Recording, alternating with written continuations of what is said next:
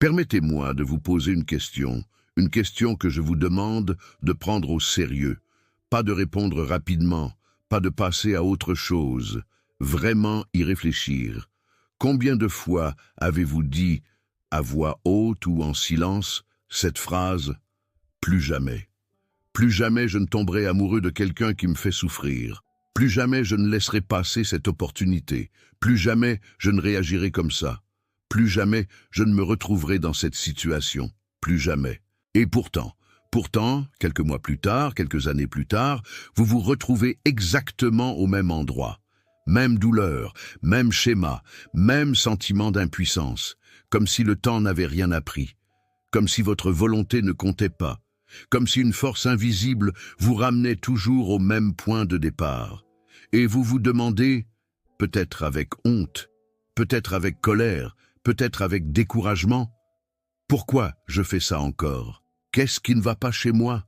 Est-ce que je suis condamné à répéter toujours les mêmes erreurs? Voici ce que je veux vous dire aujourd'hui. Ce n'est pas une question de volonté. Ce n'est pas une question d'intelligence, ce n'est pas une question de force de caractère, c'est une question d'inconscient. Et Freud, il y a plus d'un siècle, a découvert exactement pourquoi vous répétez, exactement comment ce mécanisme fonctionne, et exactement ce que vous pouvez faire pour en sortir. C'est ce que nous allons explorer ensemble aujourd'hui, en profondeur, sans formule magique, sans fausses promesses, juste la vérité. Votre vérité. Restez avec moi. En 1920, Freud publie un texte qui va troubler même ses disciples les plus fidèles. Au-delà du principe de plaisir, jusqu'à ce moment, sa théorie était relativement cohérente avec ce que nous croyons intuitivement sur les êtres humains. Nous cherchons le plaisir, nous fuyons la douleur. Simple, logique, rassurant. Mais quelque chose dans ces années de pratique clinique le dérangeait profondément. Quelque chose qu'il observait chez ses patients, encore, et qu'il ne pouvait pas expliquer avec cette théorie simple.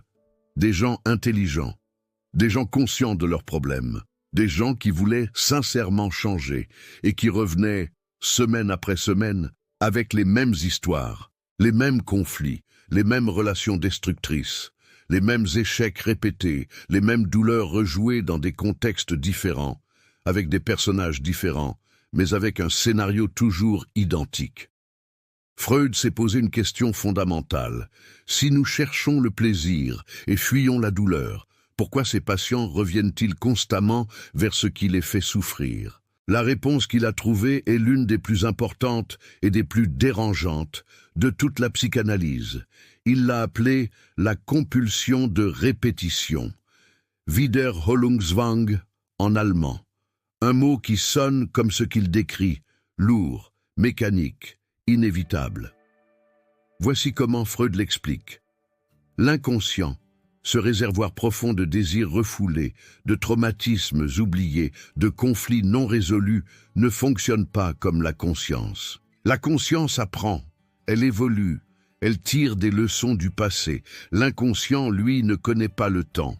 Pour lui, il n'y a pas de passé, il n'y a pas de futur. Il y a seulement un présent éternel dans lequel les mêmes conflits non résolus continuent de vivre, avec la même intensité qu'au premier jour. Et parce que ces conflits ne sont jamais vraiment résolus, parce qu'ils sont simplement refoulés, cachés, évités, l'inconscient les rejoue, encore et encore. Pas par masochisme, pas par stupidité, mais parce qu'il cherche quelque chose. Il cherche une résolution, une issue, une façon de terminer ce qui n'a jamais été terminé, de guérir ce qui n'a jamais été guéri, de comprendre ce qui n'a jamais été compris. C'est comme une blessure qui ne cicatrise pas. Vous la couvrez, vous l'oubliez. Vous croyez qu'elle est guérie, mais elle saigne encore, sous le bandage. Et l'inconscient, en rejouant les mêmes situations, essaie désespérément de trouver une façon de la fermer enfin. Freud a observé ce mécanisme dans des contextes très différents. Il a observé des enfants qui rejouaient inlassablement des situations traumatisantes dans leur jeu. Un enfant dont le père était souvent absent rejouait constamment des scènes de séparation, faisant disparaître et réapparaître ses jouets, encore et encore. Pourquoi? Pas pour souffrir davantage, mais pour maîtriser activement ce qu'il avait vécu passivement. La répétition était une tentative de contrôle, une façon de rejouer le traumatisme, cette fois en position de force, cette fois en contrôlant l'issue. C'est exactement ce que font les adultes, mais de façon bien plus complexe, bien plus camouflée. Il a aussi observé ce qu'il appelait le transfert dans la relation thérapeutique. Ses patients, sans en être conscients, reproduisaient avec lui les mêmes dynamiques relationnelles qu'ils avaient vécues dans leur enfance. Ils le traitaient comme leur père, comme leur mère, comme la personne qui les avait blessés. Ils lui faisaient confiance de façon excessive ou se méfiaient de lui sans raison. Ils cherchaient son approbation désespérément ou le provoquaient constamment. Ce n'était pas Freud qu'ils voyaient, c'était leur passé, projeté sur lui. Et c'est exactement ce que vous faites, sans le savoir, dans chacune de vos relations importantes. Vous ne voyez pas toujours la personne en face de vous. Vous voyez, en filigrane, quelqu'un d'autre, quelqu'un de votre passé, quelqu'un que vous n'avez jamais vraiment quitté. Voici ce qui rend la compulsion de répétition particulièrement difficile à briser. Elle est invisible. Vous ne vous dites pas consciemment « Je vais reproduire le schéma de ma relation avec mon père dans ma relation amoureuse ». Vous vous dites « Cette personne est différente. Cette fois, c'est différent. Cette fois, ça va marcher. » Et vous croyez sincèrement ce que vous dites, parce que consciemment, c'est vrai. La situation est différente. La personne est différente. Mais inconsciemment, le même film recommence. Les mêmes peurs, les mêmes dynamiques, les mêmes blessures activées. Et vous vous retrouvez, encore une fois, à vous demander comment vous avez pu atterrir là. Freud disait quelque chose de crucial sur ce mécanisme. Il disait que tant qu'un conflit reste inconscient, tant qu'il n'est pas vu, nommé, compris, il ne peut pas être résolu. Il peut seulement être répété. Le patient ne se souvient pas de ce qu'il a refoulé et oublié. Il le met en acte. Il le reproduit, non pas comme un souvenir, mais comme une action. Il le répète sans savoir qu'il répète. Sans savoir qu'il répète. C'est là que tout se joue. Parce que si vous ne savez pas que vous répétez, vous ne pouvez pas choisir autrement. Vous croyez réagir librement à une situation nouvelle. En réalité, vous exécutez un programme écrit il y a très longtemps, dans un contexte très différent, par un enfant qui faisait de son mieux, et qui n'est plus là, mais dont le programme, lui, tourne encore. Parlons d'amour. Ou plutôt, parlons de ce que nous appelons l'amour. Et de pourquoi il nous ramène si souvent aux mêmes endroits douloureux. Voici une scène que vous connaissez peut-être. Quelqu'un quitte une relation difficile, une relation où il s'est senti ignoré, dévalorisé, jamais vraiment vu. Il souffre, il guérit, il se dit « Cette fois je ferai différemment, cette fois je choisirai quelqu'un de disponible, de chaleureux, de présent. » Et puis il rencontre quelqu'un, et quelque chose se passe. Une étincelle, une attraction immédiate, une certitude inexplicable. C'est lui, c'est elle, c'est différent cette fois.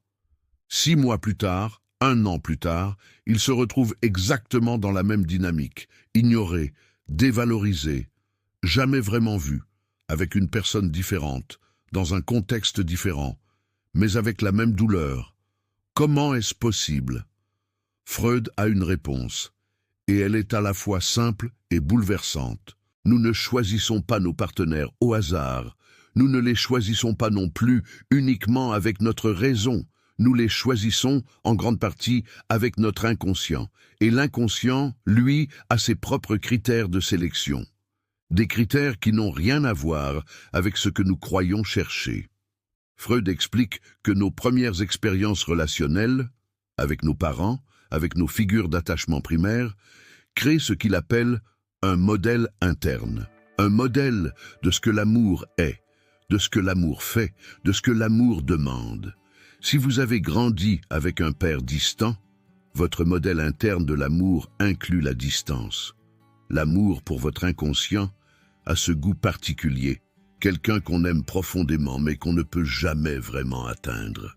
Si vous avez grandi avec une mère anxieuse et imprévisible, votre modèle interne de l'amour inclut l'instabilité. L'amour, pour votre inconscient, ressemble à quelque chose qu'on doit constamment mériter, conquérir, regagner. Si vous avez grandi dans un environnement où l'amour était conditionnel, votre modèle interne de l'amour inclut la condition. L'amour pour votre inconscient n'est jamais acquis. Il faut le gagner. Encore et encore. Et alors, quand vous entrez dans une pièce et que vous rencontrez quelqu'un, ce n'est pas votre conscience qui choisit. C'est votre inconscient qui reconnaît. Il reconnaît quelque chose de familier. Quelque chose qui ressemble, pas forcément en apparence, mais en dynamique émotionnelle, à ce qu'il connaît déjà, à ce qu'il a appris à appeler amour.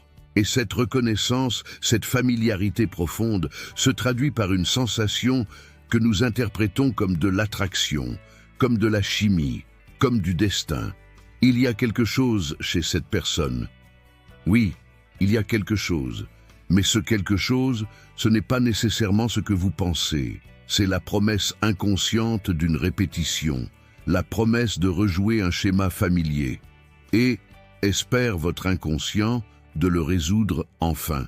D'obtenir cette fois ce que vous n'avez pas obtenu la première fois. L'amour inconditionnel, la présence vraie, la validation que vous attendiez. C'est pourquoi les gens qui ont été abandonnés tombent souvent amoureux de personnes qui fuient l'engagement. Ce n'est pas de la malchance, c'est l'inconscient qui rejoue la scène originelle, en espérant une fin différente. Si je fais assez, si j'aime assez fort, si je suis assez patient, cette fois, la personne restera. C'est pourquoi les gens qui ont été contrôlés tombent parfois amoureux de personnes dominantes, pas parce qu'ils aiment souffrir, mais parce que cette dynamique, aussi douloureuse soit-elle, est familière.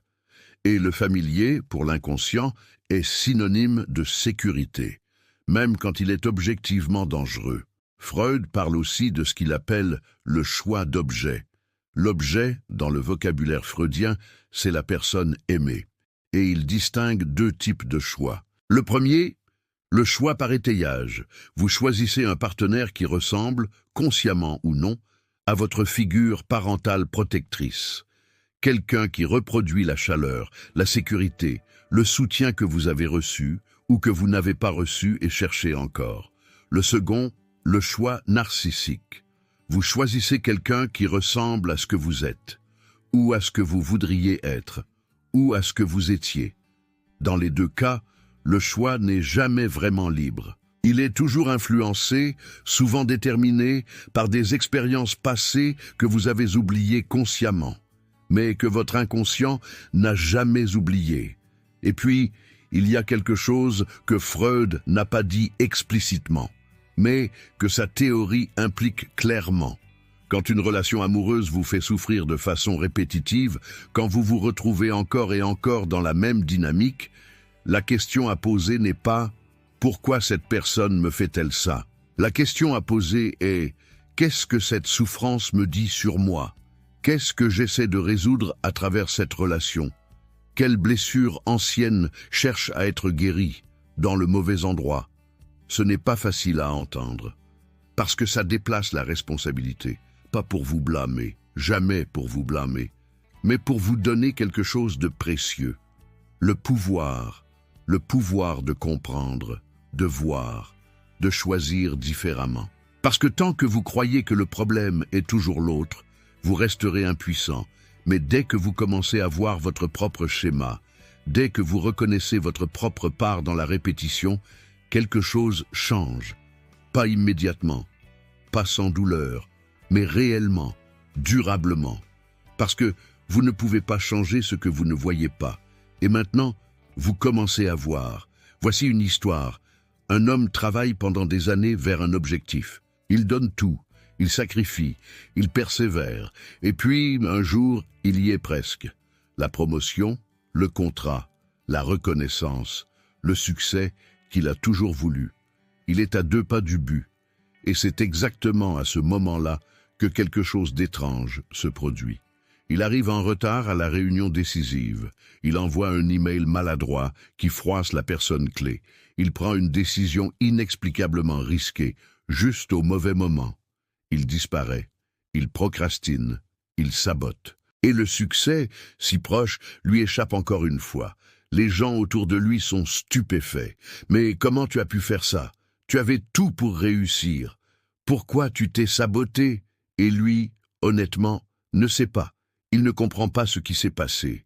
Il cherche des excuses, des explications rationnelles, des circonstances extérieures. Mais au fond, une petite voix lui dit que quelque chose en lui a voulu échouer. Et cette voix a raison.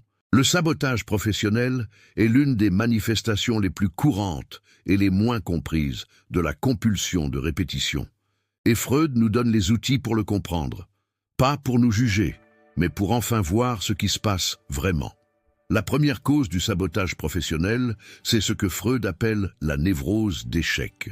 Certaines personnes, inconsciemment, ne se permettent pas de réussir, pas parce qu'elles manquent de talent, pas parce qu'elles manquent de travail, mais parce que le succès, dans leur inconscient, est associé à quelque chose de dangereux, de menaçant, de interdit. Comment est-ce possible? Pensez à votre enfance. Quel message avez-vous reçu, explicitement ou implicitement, sur le succès? Dans certaines familles, réussir mieux que ses parents est vécu inconsciemment comme une trahison. Si je réussis plus que mon père, je le dépasse, je le bats, je le détruis symboliquement. Et cette culpabilité inconsciente, cette peur de surpasser celui qu'on aime, devient un frein invisible. Un frein qui agit juste au moment crucial, juste quand le succès est à portée de main. Dans d'autres familles, le message implicite était que réussir rendait différent, étranger, séparé du groupe. Si tu réussis trop, tu ne seras plus des nôtres. Et la peur de l'exclusion, aussi irrationnelle soit-elle à l'âge adulte, suffit à déclencher le sabotage. La deuxième cause, c'est l'angoisse de castration appliquée au succès. Freud explique que certaines personnes ont appris, très tôt, que se montrer trop capable, trop fort, trop visible, attire la punition. Un enfant dont les succès étaient systématiquement minimisés ou ridiculisés par un parent jaloux ou insécure. Un enfant dont les réussites déclenchaient des jalousies, des conflits, des punitions. Cet enfant a appris quelque chose de terrible. Réussir est dangereux. Être visible attire le danger. Il vaut mieux rester petit, rester invisible, rester en dessous. Et à l'âge adulte, même quand le contexte a totalement changé, ce programme tourne encore. Juste au moment où le succès se profile, l'inconscient déclenche l'alarme et le sabotage commence. La troisième cause, peut-être la plus subtile, c'est l'identité inconsciente. Freud a observé que nous nous identifions profondément à certaines versions de nous-mêmes. Des versions construites dans l'enfance, dans l'adversité, dans la souffrance parfois. Je suis quelqu'un qui lutte. Je suis quelqu'un qui mérite rarement ce qu'il veut. Je suis quelqu'un à qui ça n'arrive pas. Ces identités inconscientes, aussi limitantes soient-elles, ont une fonction. Elles donnent une cohérence, une prévisibilité, une sécurité bizarre. Vous savez qui vous êtes dans la lutte, vous savez qui vous êtes dans l'échec, mais dans le succès, vous ne savez plus qui vous êtes. Et cette incertitude identitaire, cette perte de repère, peut être plus terrifiante que l'échec lui-même. Alors l'inconscient fait ce qu'il sait faire. Il vous ramène à ce qui est familier, à ce qu'il connaît, à l'échec qui, aussi douloureux soit-il, a au moins le mérite d'être connu. Il y a aussi ce que Freud appelle la réaction thérapeutique négative, un phénomène qu'il a observé dans ses séances et qui s'applique parfaitement à la vie professionnelle. Certains patients, juste après une avancée significative dans leur thérapie, rechutaient, juste quand les choses commençaient à aller mieux, juste quand la guérison semblait proche. Ils sabotaient leur propre progrès. Freud a compris que pour certaines personnes, l'amélioration elle-même était menaçante, parce qu'elle remettait en question une identité construite autour de la souffrance, parce qu'elle impliquait une responsabilité nouvelle, celle d'une personne qui va bien, parce qu'elle signifiait devoir quitter un rôle connu, le patient, la victime, celui qui lutte, pour en embrasser un inconnu. Maintenant, regardez honnêtement votre vie professionnelle. Y a-t-il des domaines où vous vous sabotez? Des projets que vous ne terminez jamais, juste avant la ligne d'arrivée? Des opportunités que vous laissez passer, sans vraiment savoir pourquoi? Des relations professionnelles que vous compliquez, juste quand elles devenaient vraiment utiles? Des succès que vous minimisez, que vous sous-estimez, que vous n'osez pas célébrer? Si oui, ne vous jugez pas. Ce n'est pas de la faiblesse, ce n'est pas de la stupidité. C'est l'inconscient qui protège, maladroitement, douloureusement, quelque chose qu'il croit essentiel. Une identité, une appartenance, une sécurité. Et la première étape pour briser ce schéma, c'est exactement ce que vous faites en ce moment. Le voir, le nommer, le reconnaître comme ce qu'il est, non pas votre destin, mais un programme. Un vieux programme, écrit par un enfant qui faisait de son mieux et qui peut maintenant être réécrit. Il y a une phrase que j'entends souvent. Peut-être que vous l'avez dite vous-même, peut-être que vous l'avez pensé. Mon enfance était normale, je n'ai pas de traumatisme. Et peut-être que c'est vrai, au sens littéral du terme. Pas de violence, pas d'abandon brutal, pas de catastrophe visible, une enfance ordinaire, des parents qui faisaient de leur mieux, une vie apparemment normale, et pourtant vous répétez, vous souffrez, vous vous sabotez, vous reproduisez des schémas que vous ne comprenez pas. Freud nous apprend quelque chose d'essentiel ici, quelque chose qui change tout. Le traumatisme n'a pas besoin d'être spectaculaire pour laisser une trace profonde. Les blessures les plus déterminantes de notre vie adulte ne viennent pas toujours des grandes catastrophes. Elles viennent souvent, et surtout, des petites absences répétées, des manques silencieux, des besoins ignorés, des émotions non accueillies, des choses qui n'ont pas été dites, des choses qui n'ont pas été données, et c'est précisément parce qu'elles sont silencieuses, parce qu'elles n'ont pas de nom, pas de drame visible, qu'elles sont si difficiles à voir et si difficiles à guérir. Freud a été l'un des premiers à comprendre quelque chose que les neurosciences modernes ont depuis confirmé. Le cerveau humain, et particulièrement le cerveau de l'enfant, est extraordinairement plastique. Il se forme, il s'adapte, il apprend.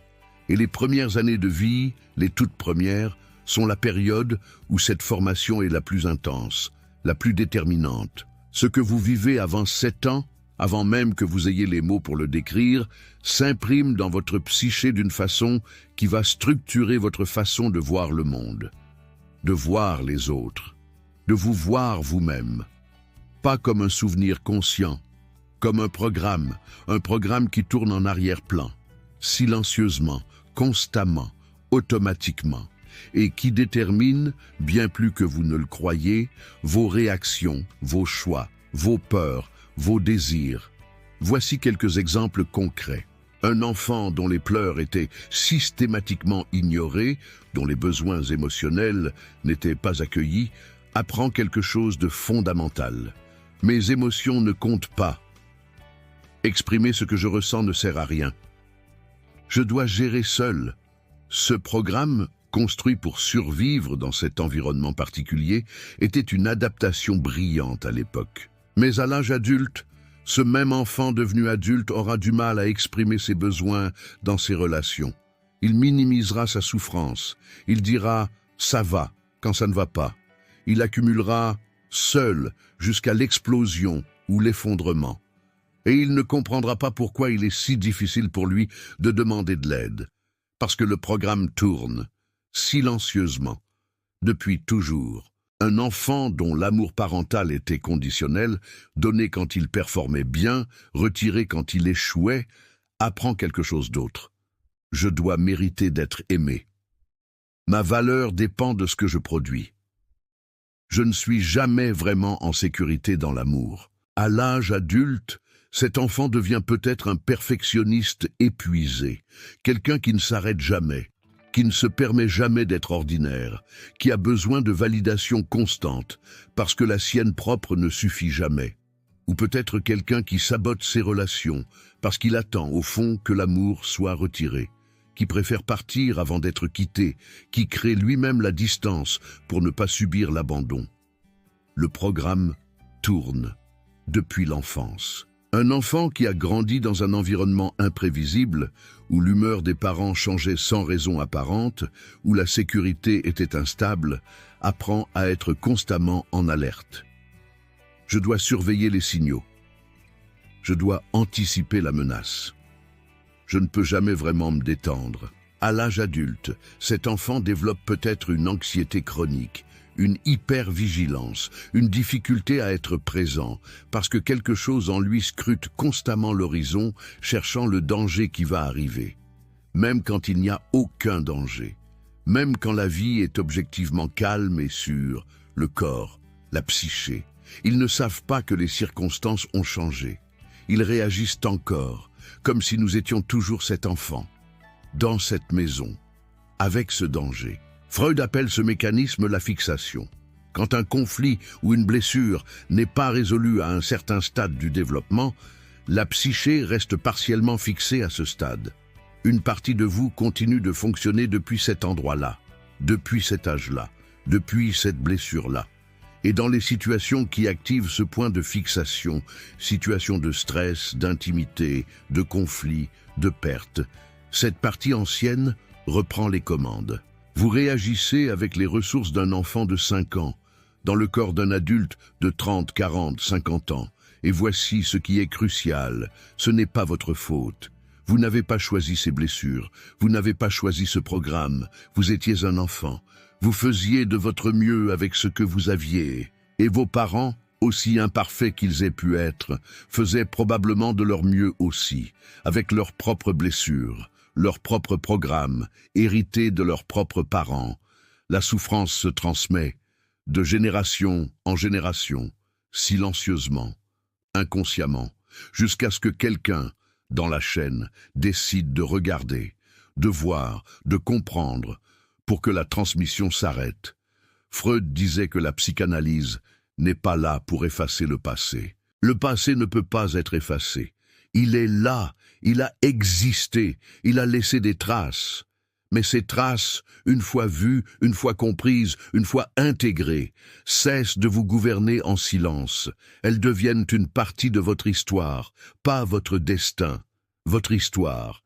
Et une histoire, contrairement à un destin, peut être lue différemment, peut être comprise autrement, et peut, parfois, conduire vers une fin différente. Nous allons aller dans un endroit difficile, un endroit que la plupart des gens évitent, pas parce qu'il est dangereux, mais parce qu'il demande une honnêteté que peu de gens sont prêts à s'accorder. Je vous demande de rester, même si ce que vous allez entendre vous dérange. Même si une partie de vous veut résister, surtout si une partie de vous veut résister, parce que c'est précisément là, dans cette résistance, que se cache la vérité la plus importante. Nous avons parlé de Thanatos dans notre premier épisode, la pulsion de mort, cette force obscure que Freud a découverte et qu'il a lui-même troublée profondément. Mais aujourd'hui, nous allons aller bien plus loin, nous allons regarder Thanatos en face, nous allons comprendre comment il opère, concrètement, silencieusement, quotidiennement, dans votre vie. Comment il sabote, comment il détruit, comment il vous empêche d'être heureux. Et surtout, pourquoi? Pourquoi une partie de vous veut échouer? Pourquoi une partie de vous ne veut pas guérir? Pourquoi une partie de vous résiste au bonheur? Pas par faiblesse, pas par folie, mais pour des raisons profondément logiques, à l'intérieur d'une psyché qui a appris à survivre d'une certaine façon et qui n'a pas encore appris qu'elle peut faire autrement. Commençons par une distinction fondamentale. Freud distingue 2 formes de Thanatos. La première, Thanatos tourné vers l'extérieur, c'est l'agression, la violence, la destruction dirigée vers l'autre, vers le monde. Quand la pulsion de mort ne peut pas s'exprimer vers l'intérieur, quand le surmoi l'interdit, elle cherche une sortie vers l'extérieur, et elle devient cruauté, rage, désir de détruire ce qui est beau, ce qui réussit, ce qui vit pleinement. Nous en avons parlé, nous y reviendrons, mais aujourd'hui, je veux me concentrer sur la deuxième forme, celle qui est bien plus intime, bien plus silencieuse, bien plus difficile à voir. Thanatos tourné vers l'intérieur, la destruction de soi, l'autosabotage. Freud pose une thèse radicale. Il dit que tout être humain porte en lui une aspiration profonde, inconsciente, inavouable, vers ce qu'il appelle le principe de nirvana, le retour à l'état zéro, l'absence de tension, l'absence de désir, l'absence de souffrance, le repos absolu, la mort, non pas comme fin violente, mais comme dissolution paisible, comme retour à l'état d'avant la vie, avant la douleur, avant le manque, avant la lutte perpétuelle de l'existence. Cette aspiration, dit Freud, est universelle. Elle ne concerne pas uniquement les personnes suicidaires, elle concerne tout le monde. Elle est simplement, chez la plupart d'entre nous, refoulée, camouflée, transformée. Et c'est cette aspiration refoulée, ce désir inconscient de repos absolu, qui se manifeste dans l'autosabotage. Mais comment exactement? Permettez-moi de vous montrer les visages de Thanatos dans la vie quotidienne. Parce que Thanatos ne ressemble presque jamais à ce que nous imaginons. Il ne porte pas de faux. Il ne se présente pas avec un avertissement. Il arrive déguisé, sous des visages que vous reconnaîtrez peut-être. Le premier visage de Thanatos, la procrastination chronique. Pas la procrastination ordinaire, celle qui vient de la peur de l'échec ou du manque de motivation. La procrastination profonde, celle qui revient toujours, celle qui sabote systématiquement les projets qui comptent le plus. Freud y verrait Thanatos à l'œuvre. Le projet que vous ne terminez jamais, c'est le projet qui vous tient en vie, qui vous donne une direction, une raison d'avancer. Et Thanatos, dans sa logique obscure, préfère le maintenir inachevé. Parce qu'un projet inachevé ne peut pas échouer vraiment, parce qu'un projet inachevé vous maintient dans un état de tension perpétuelle, qui ressemble, étrangement, à de la vie. Mais c'est une vie suspendue, une vie qui n'avance pas, une forme douce, inconsciente, de ne pas vraiment vivre. Le deuxième visage, les addictions, l'alcool, les drogues, la nourriture compulsive, les écrans, le travail excessif, les relations toxiques dont on ne peut pas se détacher. Toutes les addictions, dit Freud, ont en commun une même promesse inconsciente, la promesse d'un soulagement, d'une pause, d'un moment sans tension, sans douleur, sans conscience aiguë de soi-même, un moment de nirvana chimique. Thanatos n'est pas dans la substance, il est dans le désir de disparaître, même momentanément, de s'éteindre, de se noyer, de sortir, ne serait-ce qu'une heure, de la lourdeur d'exister. Et le paradoxe terrible, que Thanatos ne comprend pas, c'est que ce soulagement momentané crée une souffrance bien plus grande. Mais Thanatos ne calcule pas, il ne pense pas à long terme, il veut le repos, maintenant, à n'importe quel prix. Le troisième visage, l'autopunition. Vous faites une erreur, ordinaire, humaine, et quelque chose en vous se déclenche, une voix impitoyable, sans pitié. Tu es nul, tu aurais dû savoir, tu mérites ce qui t'arrive. Tu n'as pas le droit d'être heureux. Cette voix, vous la prenez pour votre conscience morale, vous croyez qu'elle vous rend meilleur. Mais Freud dirait autre chose. Il dirait que cette voix, cette auto-punition excessive, disproportionnée, cruelle, c'est Thanatos en costume de surmoi. C'est la pulsion de mort qui a trouvé une entrée légale dans votre psyché, qui s'exprime sous couvert de morale, de perfectionnisme, d'exigence, mais qui, au fond, cherche à vous détruire, lentement, systématiquement, avec votre propre consentement inconscient. Le quatrième visage, le sabotage des relations profondes. Vous trouvez enfin quelqu'un de bien, quelqu'un de disponible, de chaleureux, de sincère, quelqu'un qui vous aime vraiment. Et quelque chose en vous, inexplicablement, commence à résister. Vous trouvez des défauts là où il n'y en a pas. Vous créez des conflits là où tout allait bien. Vous fuyez l'intimité juste au moment où elle devient possible. Vous sabotez ce qui pourrait vous rendre heureux. Pourquoi? Freud a plusieurs réponses, et nous en avons exploré certaines dans les topicos précédents. Mais à travers le prisme de Thanatos, la réponse est plus profonde. Le bonheur authentique, l'intimité vraie, implique une vulnérabilité totale. Et la vulnérabilité totale, c'est une forme de mort symbolique.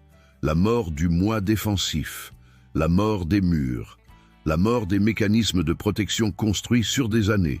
Et Thanatos, dans sa logique, préfère la sécurité de l'isolement à la terreur de l'ouverture, préfère la solitude connue à l'intimité inconnue, préfère la mort lente de la fermeture à la vie risquée de l'amour vrai. Le cinquième visage, et le plus insidieux, le confort dans la souffrance. Il y a des gens qui souffrent depuis si longtemps que la souffrance est devenue leur état naturel, leur zone de confort. Pas parce qu'ils aiment souffrir, mais parce que la souffrance est familière, et le familier, même douloureux, est moins terrifiante que l'inconnu. La guérison, le bonheur, la légèreté sont des territoires inconnus, des territoires sans carte, sans repère, sans certitude. Et Thanatos, dans sa quête de repos, d'absence de tension, préfère parfois la souffrance connue au bonheur inconnu. Parce que la souffrance, au moins, on sait comment elle fonctionne. On sait comment y survivre. Le bonheur, on ne sait pas encore. Et cette incertitude est, pour certaines psychés, plus terrifiante que la douleur elle-même. Freud disait quelque chose de bouleversant sur Thanatos. Il disait que la pulsion de mort n'est pas l'opposé de la vie. Elle est, paradoxalement, une forme de vie.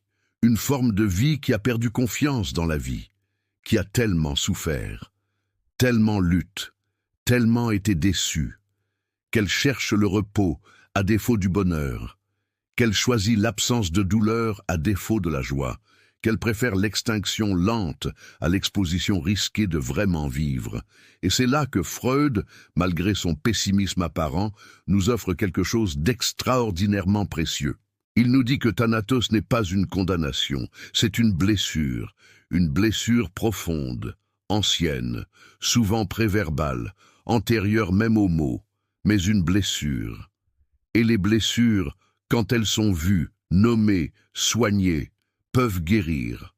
Pas complètement, pas magiquement, mais réellement, parce qu'une psyché qui commence à croire, vraiment croire, que la vie vaut la peine d'être vécue pleinement, commence à lâcher le repos qu'elle cherchait dans la destruction, et à chercher ce repos, cet apaisement profond que Thanatos désirait, dans la création, dans l'amour, dans la présence, dans la vie elle-même. Eros reprend ses droits, pas en écrasant Thanatos, mais en lui offrant enfin ce qu'il cherchait depuis toujours. Nous avons beaucoup parlé de théories, de concepts, de mécanismes, de forces invisibles qui opèrent dans les profondeurs de votre psyché. Maintenant, nous allons atterrir complètement dans votre vie concrète, dans vos journées réelles, dans vos relations actuelles, parce que la théorie sans application est une belle décoration intellectuelle, et vous n'êtes pas là pour décorer votre esprit, vous êtes là pour vous transformer.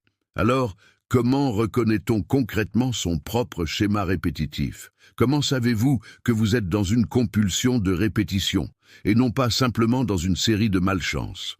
Freud nous donne des clés précises. Voici les 5 signes les plus révélateurs. Signe 1, la même douleur, des visages différents. C'est le signe le plus classique, le plus visible, et pourtant le plus souvent ignoré. Regardez vos relations passées, amoureuses, amicales, professionnelles. Est-ce que les personnes changent, mais la douleur, elle, reste la même? Vous avez eu plusieurs partenaires amoureux, très différents en apparence, mais avec tous, vous avez vécu le même sentiment d'abandon, ou le même sentiment d'invisibilité, ou la même dynamique de pouvoir déséquilibré. Vous avez eu plusieurs employeurs dans des secteurs différents, mais avec tous, vous avez vécu le même conflit d'autorité, ou la même frustration de ne pas être reconnu, ou la même démission soudaine juste avant que les choses s'améliorent. Vous avez eu plusieurs amis proches, des personnalités très différentes, mais avec tous, la relation a fini de la même façon, la même trahison, le même abandon, le même schéma de dépendance. Si vous changez les acteurs, mais que le scénario reste identique, ce n'est pas de la malchance, c'est votre schéma. Et votre schéma vient de vous, pas d'eux. Ce n'est pas pour vous blâmer, c'est pour vous redonner le pouvoir. Parce que si le problème venait toujours des autres, vous seriez impuissant. Mais si le schéma vient de vous, vous pouvez le voir, le comprendre, Le transformer. Signe 2. La réaction disproportionnée. Quelqu'un dit quelque chose d'anodin. Un collègue fait une remarque légère. Un ami annule un rendez-vous. Votre partenaire prend un ton légèrement distant et vous réagissez de façon totalement disproportionnée. Une colère explosive, une tristesse dévastatrice, une angoisse paralysante, une réaction que vous-même ne comprenez pas totalement après coup. Pourquoi j'ai réagi comme ça? C'était rien. Freud dirait, c'était rien pour la situation présente. Mais c'était tout pour la blessure ancienne que cette situation a activée. La remarque du collègue n'était pas une remarque du collègue. C'était, pour votre inconscient, la voix du parent qui humiliait. L'ami qui annule n'était pas simplement occupé. C'était, pour votre inconscient, l'abandon que vous avez connu enfant. Le ton distant du partenaire n'était pas une mauvaise journée. C'était, pour votre inconscient, le signal de danger que vous avez appris à redouter. Quand votre réaction dépasse largement la situation présente, c'est que vous ne réagissez pas à la situation présente. Vous réagissez à votre passé. Le présent n'est qu'un déclencheur. La blessure, elle, est ancienne. Signe 3. Le sentiment de déjà-vu émotionnel. Il y a des moments, dans certaines situations, avec certaines personnes, où vous ressentez quelque chose d'étrangement familier. Pas un souvenir précis, pas une image claire, mais une atmosphère, une tonalité émotionnelle. J'ai déjà vécu ça. Je connais ce sentiment. Je sais comment ça va finir. Et souvent, vous avez raison. Vous savez comment ça va finir. Parce que vous l'avez déjà vécu. Pas nécessairement dans cette situation exacte, mais dans une situation émotionnellement identique. Dans votre enfance, dans votre adolescence, dans vos relations précédentes. Ce sentiment de déjà-vu émotionnel, cette reconnaissance inconsciente, c'est votre inconscient qui vous signale que vous êtes à nouveau dans le schéma. Que le film recommence. La question n'est pas de fuir cette reconnaissance, c'est de s'y arrêter, de se demander d'où est-ce que je connais ce sentiment, et de suivre le fil. Aussi loin qu'il vous mène. Signe 4. La résistance inexplicable au changement. Vous savez ce que vous devriez faire. Vous le savez clairement, rationnellement, consciemment. Quittez cette relation, acceptez cette opportunité, changez ce comportement, demandez de l'aide, et vous ne le faites pas. Ou vous commencez et vous abandonnez, encore, au même point, avec la même excuse, le même prétexte, la même rationalisation. Freud appelle ça la résistance, et il dit quelque chose de crucial sur elle. La résistance n'est pas de la faiblesse, ce n'est pas un manque de volonté, c'est, paradoxalement, une forme d'intelligence psychique. Votre psyché résiste au changement, parce que le changement représente une menace. La menace de perdre une identité familière, la menace de quitter un schéma connu, aussi douloureux soit-il. La menace de devenir quelqu'un que vous ne connaissez pas encore. Et cette menace, pour l'inconscient, peut être plus terrifiante que la souffrance actuelle. Alors, si vous ressentez une résistance inexplicable à quelque chose qui vous ferait objectivement du bien, ne vous battez pas contre elle. Interrogez-la. Qu'est-ce que je protège en résistant? De quoi ai-je peur si je change vraiment? Qui serais-je sans ce schéma? Ces questions, honnêtement posées, ouvrent des portes que la volonté seule ne peut pas forcer. Signe 5, la culpabilité inexplicable face au bonheur. Celui-ci est le plus subtil et peut-être le plus révélateur de tous. Les choses vont bien, objectivement bien. Une relation épanouissante, un projet qui avance, une période de calme après la tempête. Et vous attendez, tendu, vigilant. Ça ne peut pas durer. Quelque chose va mal tourner. Je ne mérite pas que ça aille si bien. Ou pire, vous ressentez une culpabilité diffuse, inexpliquée, comme si être heureux était une transgression, comme si la légèreté était suspecte, comme si vous voliez quelque chose qui ne vous appartient pas. Freud voit dans ce sentiment, cette culpabilité face au bonheur, l'une des manifestations les plus profondes de la compulsion de répétition. Parce que cette culpabilité, quand elle n'est pas vue, déclenche le sabotage. Inconsciemment, automatiquement, vous créez la crise que vous attendiez, vous provoquez l'échec que vous pressentez, vous réalisez la prophétie que vous portiez, non pas parce que vous êtes maudit, mais parce que votre inconscient, fidèle au schéma, ramène ce qu'il connaît, ce qu'il croit mériter, ce qu'il a appris très tôt à attendre de la vie. L'exercice de Freud, le miroir honnête. Freud utilisait avec ses patients un exercice simple en apparence, brutal dans la pratique. Il leur demandait de regarder leur vie, pas avec les yeux de quelqu'un qui cherche des excuses, mais avec les yeux de quelqu'un qui cherche des patterns. Je vous propose la même chose. Prenez une feuille, un carnet, une note sur votre téléphone et répondez honnêtement à ces 5 questions. Première question. Dans quel domaine de ma vie est-ce que je retrouve les mêmes situations douloureuses, malgré mes efforts pour changer? Deuxième question. Quelles sont les émotions que je ressens systématiquement dans ces situations? Abandon, humiliation, invisible, insuffisant, non, aimé? Troisième question. Quand ai-je ressenti ces émotions pour la première fois? Dans quel contexte? Avec qui? Quatrième question. Qu'est-ce que j'ai appris sur moi-même, sur les autres, sur l'amour, sur la vie, dans ce contexte originel? Cinquième question. Est-ce que cette croyance est encore vraie aujourd'hui? Ou est-ce un programme ancien que je continue d'exécuter par habitude? Ces questions ne sont pas des questions à répondre rapidement. Ce sont des questions à vivre, à porter avec vous, à laisser travailler, à revisiter dans les jours, les semaines qui viennent. Parce que les réponses les plus importantes ne viennent pas toujours immédiatement. Elles viennent dans les interstices, dans un rêve, dans une conversation, dans un moment de silence, quand la conscience se tait assez longtemps pour que l'inconscient puisse enfin parler. Nous voilà au moment le plus important. Vous avez compris la compulsion de répétition. Vous avez reconnu ces visages, dans vos relations, dans votre travail, dans vos comportements quotidiens. Vous avez peut-être même reconnu votre propre schéma. Cette reconnaissance, aussi douloureuse soit-elle, est déjà une victoire immense.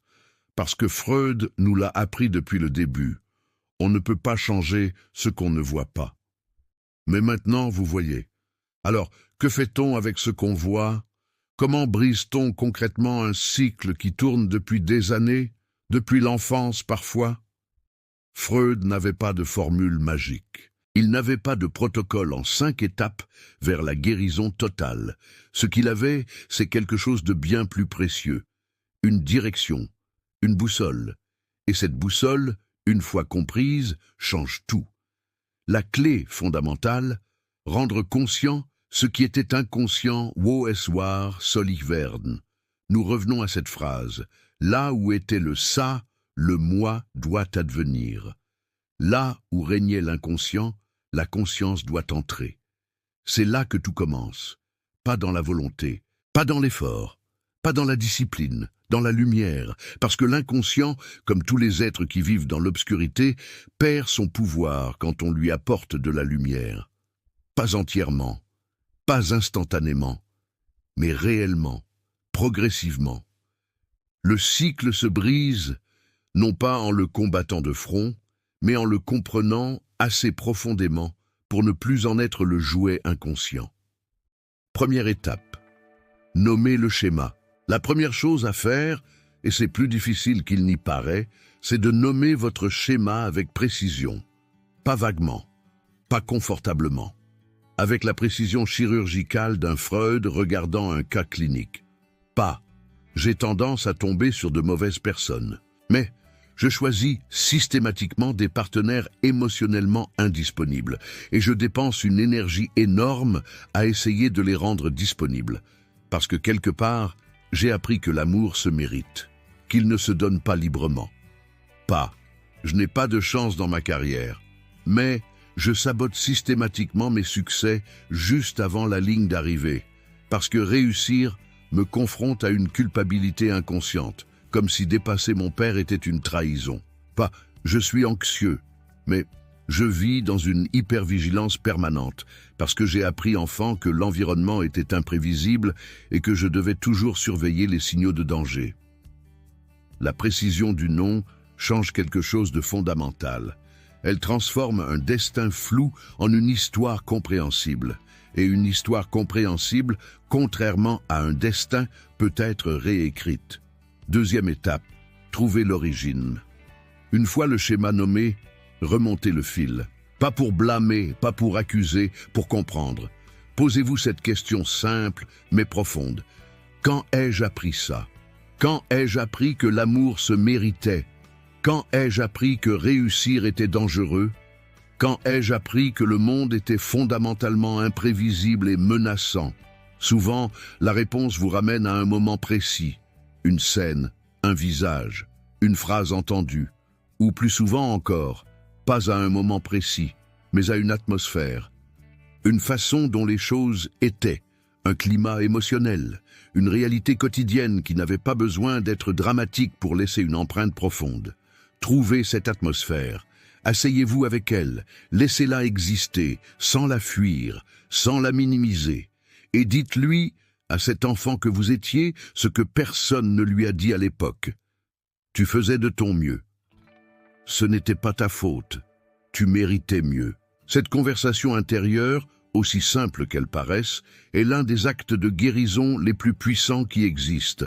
Pas parce qu'elle efface le passé, mais parce qu'elle commence à en changer le sens. Troisième étape, attraper le schéma en temps réel. C'est là que la pratique devient concrète et quotidienne. Une fois que vous connaissez votre schéma, une fois que vous pouvez le décrire avec précision, commencez à l'attraper en temps réel, au moment où il se déclenche. Pas après, pas en y repensant le soir, dans l'instant. Vous sentez la réaction disproportionnée monter, la colère, la panique, la tristesse écrasante. Avant de réagir, une fraction de seconde, demandez-vous, est-ce que je réagis à ce qui se passe maintenant, ou est-ce que je réagis à quelque chose de plus ancien? Vous sentez l'envie de fuir, de saboter, de créer une distance, avant d'agir, une fraction de seconde. Demandez-vous, est-ce le présent qui me demande de fuir, ou est-ce mon schéma ancien qui se déclenche? Cette fraction de seconde, cette pause entre le stimulus et la réponse, c'est l'espace de la liberté. Freud ne l'appelait pas ainsi, mais c'est exactement ce qu'il cherchait à créer dans ses séances, un espace de conscience, un moment où le moi peut intervenir entre le déclencheur et la réaction automatique, entre le passé et le présent, entre le schéma et le choix. Quatrième étape, tolérer l'inconfort du nouveau. Voici quelque chose que Freud savait et que nous oublions souvent. Briser un cycle ne fait pas immédiatement du bien. Au contraire, les premiers moments hors du schéma sont souvent profondément inconfortables. Parce que le schéma, aussi douloureux soit-il, était familier. Et le familier procure une sécurité bizarre. Une zone de confort qui n'est pas confortable, mais qui est au moins connue. Quand vous commencez à agir différemment, à choisir différemment, votre psyché résiste. Elle envoie des signaux d'alarme. C'est dangereux. Reviens en arrière. Tu ne sais pas faire autrement. Ces signaux ne sont pas la vérité. Ce sont les protestations d'une psyché qui n'a pas encore appris que le nouveau territoire est sûr. La guérison ressemble souvent, au début, à une déstabilisation, à une perte de repères, à une confusion identitaire. Je ne sais plus qui je suis si je ne suis plus dans ce schéma. Et c'est précisément là, dans cet inconfort, que beaucoup de gens abandonnent, que beaucoup de gens reviennent au schéma, parce que l'inconfort du nouveau est interprété comme un signe que quelque chose va mal, alors qu'en réalité, c'est le signe que quelque chose est en train de changer, vraiment changer. Tolérer l'inconfort, pas en le niant, pas en le forçant, mais en le reconnaissant pour ce qu'il est. C'est normal que ce soit inconfortable. Je suis en train de quitter un territoire connu. Mon psyché apprend que le monde peut être différent de ce qu'elle a appris. Cinquième étape. Ne pas faire seul. Freud a inventé la psychanalyse. Pas comme exercice intellectuel solitaire, mais comme relation. Une relation thérapeutique. avec un autre être humain, présent, formé, neutre, bienveillant, parce qu'il savait quelque chose d'essentiel. L'inconscient se révèle et se transforme dans la relation, pas seulement dans la réflexion solitaire. Vous pouvez lire tous les livres de psychologie du monde. Vous pouvez comprendre intellectuellement chaque mécanisme que nous avons exploré dans cette vidéo. Mais la vraie transformation, la transformation profonde, durable, cellulaire, elle se passe dans la relation, avec un thérapeute, avec un analyste, avec quelqu'un qui peut voir ce que vous ne pouvez pas voir vous-même. Parce que l'angle mort de votre psyché, par définition, vous est invisible. Vous avez besoin d'un autre regard, un regard formé, bienveillant, non jugeant, quelqu'un qui peut vous dire, avec douceur et précision, « Vous êtes en train de rejouer votre schéma, regardons ça ensemble ». Si vous n'avez pas encore fait ce chemin, si vous n'avez jamais consulté, considérez-le sérieusement. Pas parce que vous êtes brisé, mais parce que vous méritez quelqu'un dans votre coin. Quelqu'un dont le seul travail, pendant l'heure que vous partagez, est de vous aider à voir plus clair. Ce que briser le cycle signifie vraiment. Une dernière chose, briser le cycle, dans la vision freudienne, ne signifie pas devenir quelqu'un d'autre, ne signifie pas effacer votre histoire, ne signifie pas ne plus jamais souffrir. Cela signifie quelque chose de bien plus précis et de bien plus libérateur. Cela signifie passer de la répétition inconsciente au choix conscient. Passer de « je refais la même chose sans savoir pourquoi » à « je comprends d'où vient cette impulsion et je peux décider si je veux la suivre ou non ». Ce n'est pas la liberté totale. Freud ne croyait pas à la liberté totale. Mais c'est une liberté réelle, une liberté gagnée, méritée, construite, pas donnée. La liberté de quelqu'un qui a regardé ses propres profondeurs et qui a décidé que son passé n'avait pas le droit de dicter entièrement son futur. Je veux vous dire quelque chose d'important, quelque chose que Freud n'a peut-être pas dit assez clairement, quelque chose que ses détracteurs lui ont souvent reproché de ne pas avoir dit du tout. Il y a une sortie, pas une sortie parfaite, pas une sortie magique, pas une sortie qui efface tout ce qui a été, mais une sortie réelle. Une liberté possible, pas la liberté absolue des philosophes. Cette idée que nous serions des êtres purement rationnels, maîtres souverains de chacune de nos décisions. Freud a définitivement mis fin à cette illusion-là. Mais une liberté concrète, granulaire, gagnée centimètre par centimètre, la liberté de quelqu'un qui a regardé ses propres chaînes, qui les a comprises, et qui a appris progressivement à ne plus les porter sans le savoir. Freud était pessimiste sur beaucoup de choses, sur la nature humaine, sur la civilisation, sur la guerre, sur la mort, mais il n'était pas pessimiste sur ceci. Il croyait profondément, cliniquement, obstinément, que la conscience transforme, que voir change quelque chose, que comprendre libère, pas totalement, pas définitivement, mais réellement. Il l'a vu dans son cabinet, centaines de fois, des gens qui arrivaient brisés, emprisonnés dans des schémas qu'ils ne comprenaient pas, et qui repartaient, progressivement, différents. Pas guéris au sens médical du terme, mais libérés d'une partie du poids qu'ils portaient sans le savoir. Capables de faire des choix qu'ils ne pouvaient pas faire avant, capables de vivre des relations qu'ils ne pouvaient pas vivre avant, capables d'être plus pleinement eux-mêmes. Mais voici ce que j'ai envie de vous dire aujourd'hui, quelque chose que Freud aurait peut-être formulé différemment, mais qu'il aurait reconnu comme vrai. La liberté ne commence pas quand vous avez tout compris. Elle ne commence pas quand vous avez résolu chaque conflit intérieur. Elle ne commence pas quand vous avez guéri chaque blessure. Elle commence dans un moment précis, un moment très simple et très courageux. Elle commence quand vous décidez, consciemment, délibérément, de regarder, juste regarder, sans fuir, sans minimiser, sans rationaliser, juste regarder ce qui est là, en vous, avec vous, depuis toujours. Ce regard, ce premier acte de courage intérieur, est déjà un acte de liberté. Pensez à ce que vous avez fait aujourd'hui.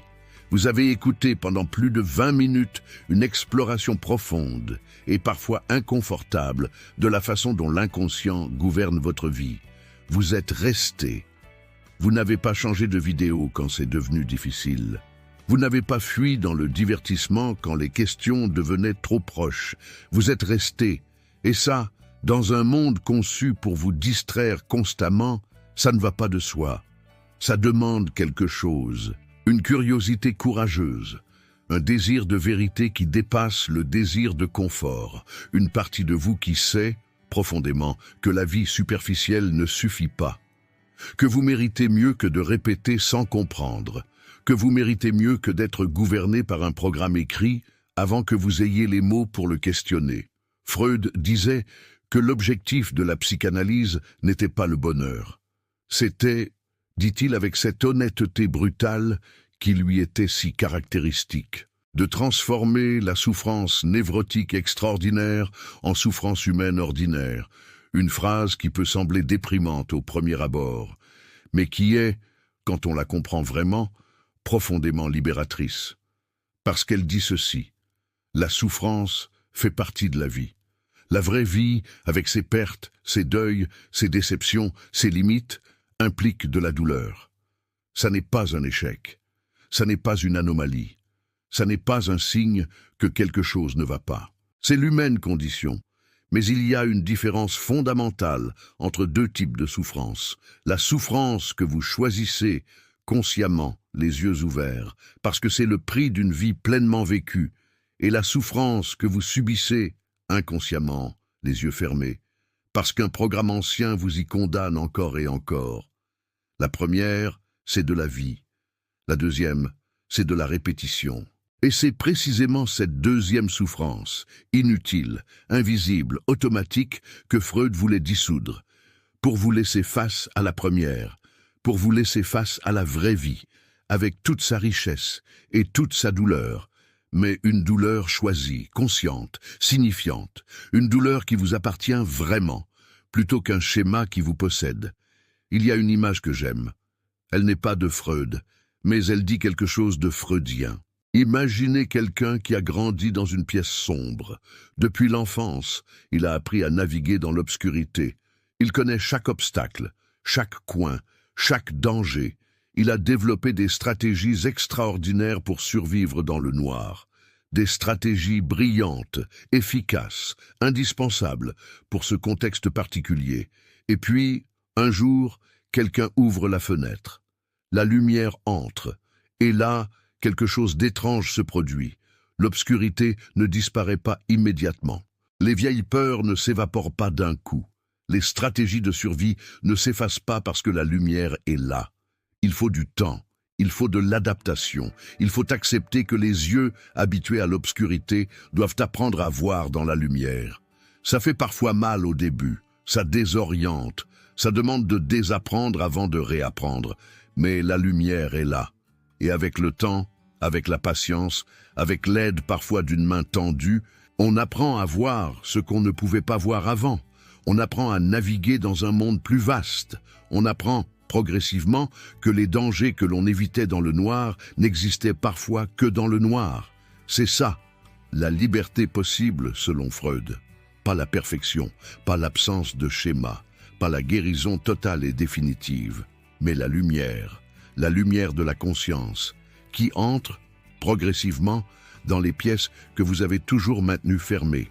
Pas parce que vous étiez lâche, mais parce que vous ne saviez pas qu'elles existaient, ou parce que vous n'aviez pas encore les outils pour les ouvrir. Vous les avez maintenant. Ou du moins, vous avez commencé à les construire.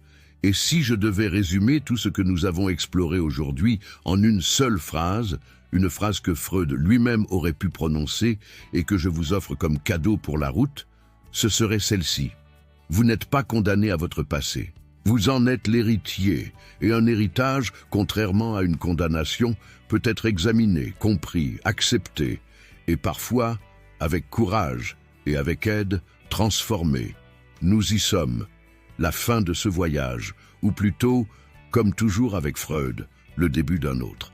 Permettez-moi de vous raconter quelque chose. Il y a un détail dans la vie de Freud que peu de gens connaissent, et qui me touche profondément. Pendant toute sa carrière, pendant des décennies de travail acharné sur l'inconscient humain, Freud était lui-même en analyse. pas avec quelqu'un d'autre. Il n'y avait personne à l'époque qui avait la formation pour l'analyser.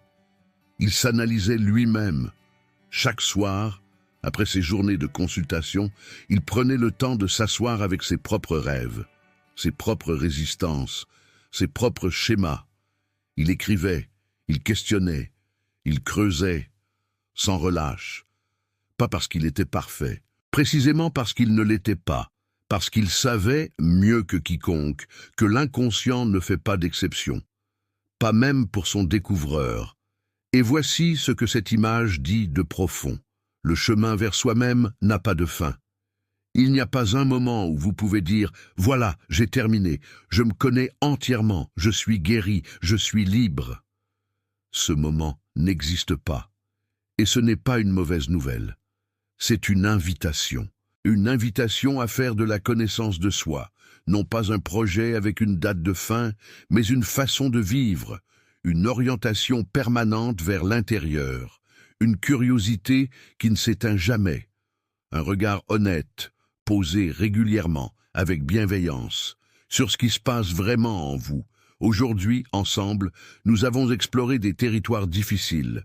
Nous avons regardé la compulsion de répétition en face. Nous avons vu comment elle opère dans les relations amoureuses, dans le sabotage professionnel, dans les blessures d'enfance, devenues programmes invisibles. Nous avons osé regarder Thanatos, cette part obscure qui parfois veut échouer, se détruire, se reposer dans l'absence de vie. Nous avons appris à reconnaître les signes du schéma répétitif, dans nos réactions disproportionnées, dans nos déjà-vus émotionnels, dans notre culpabilité inexplicable face au bonheur. Nous avons exploré les premières étapes pour briser le cycle, nommer, comprendre, attraper le schéma en temps réel, tolérer l'inconfort du nouveau. Et nous avons parlé de la liberté possible, pas parfaite, pas totale, mais réelle. Maintenant, je veux vous demander quelque chose, pas grand-chose, une seule chose. Prenez les 5 prochaines minutes, maintenant ou ce soir, avant de dormir, et posez-vous cette question, honnêtement, courageusement, sans vous juger. Quel est mon schéma? Pas celui des autres, pas celui de votre ex, de votre patron, de votre famille, le vôtre. Quelle est la douleur que je reproduis, encore et encore, dans des contextes différents? Quelle est la croyance ancienne qui me gouverne encore aujourd'hui? Qu'est-ce que j'ai appris, très tôt, sur moi-même, sur l'amour, sur la vie, et que je continue d'appliquer comme si c'était la vérité universelle? Juste poser la question, sans forcer la réponse. Laissez la question travailler, dans votre sommeil, dans vos rêves, dans les moments de silence que vous vous accordez. La réponse viendra. Elle vient toujours, quand on est prêt à l'entendre. Et si cette vidéo a allumé quelque chose en vous, si elle a soulevé des questions que vous n'aviez pas encore formulées, si elle a touché quelque chose de profond, même inconfortablement, alors je vous invite à faire 3 choses. La première, laissez un commentaire ci-dessous. Pas un commentaire poli, un commentaire honnête. Dites-moi quel schéma vous avez reconnu dans votre vie aujourd'hui. Quelle partie de ce que nous avons exploré vous a le plus touché? Quelles questions restent ouvertes en vous après cette vidéo? Ces commentaires, vos commentaires, ne sont pas juste des statistiques pour l'algorithme, ils sont une continuation de ce voyage. Une façon de mettre des mots sur ce qui vous habite. Et mettre des mots, Freud nous l'a appris, c'est déjà un acte de transformation. La deuxième, vous pensez à quelqu'un en ce moment?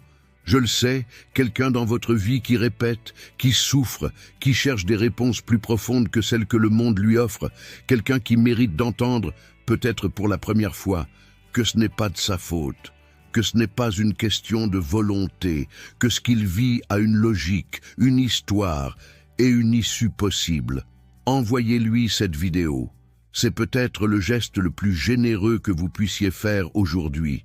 La troisième, abonnez-vous à Éveil intérieur, parce que ce que nous venons de faire ensemble, explorer Freud, l'inconscient, la compulsion de répétition, ce n'est que le début. La semaine prochaine, nous plongeons dans Carl Jung, et ce que Jung a découvert, là où Freud s'est arrêté, va vous emmener encore plus loin, dans les archétypes, dans l'ombre, dans l'individuation, dans cette quête de devenir, enfin, pleinement qui vous êtes. Activez la cloche. Pour ne pas manquer la suite du voyage, je veux terminer avec une phrase, pas de Freud cette fois, une phrase que j'ai construite à partir de tout ce que nous avons exploré ensemble, une phrase que je vous offre comme boussole pour les jours difficiles, pour les moments où le schéma reprend, pour les nuits où vous vous demandez si le changement est vraiment possible. Vous avez répété parce que vous n'aviez pas encore vu. Maintenant, vous voyez. Ce que vous voyez, vous pouvez le choisir. Ce que vous choisissez, vous pouvez le transformer. Et ce que vous transformez en vous change tout autour de vous. Merci d'être resté jusqu'ici. Merci d'avoir eu le courage de regarder. À la semaine prochaine, sur Éveil intérieur.